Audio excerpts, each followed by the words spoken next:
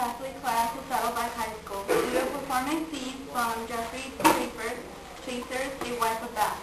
In this story, a knight who is a racist is sent to be beheaded. But the queen had another plan.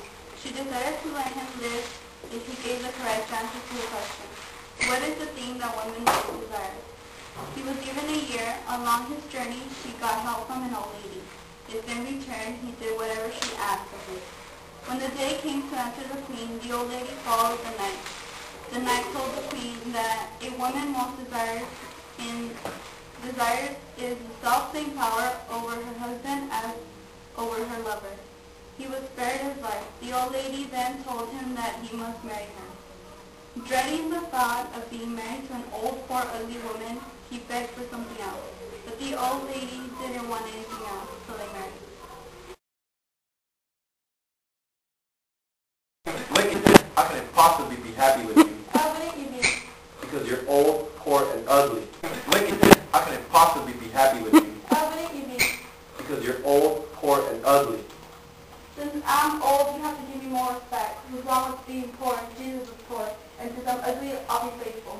I can't believe I'm married. I'll be miserable my whole life. How can I make you happy? I don't know. I want a beautiful wife that I can come home to, but yet I want her faithful. And I know you can't give me both. How can I make you happy? I don't know. I leave the decision to you. What do you think is best for us is what I want.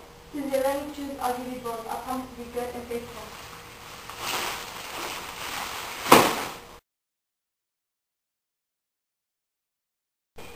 History has showed us that women's rights and lifestyle have changed over time.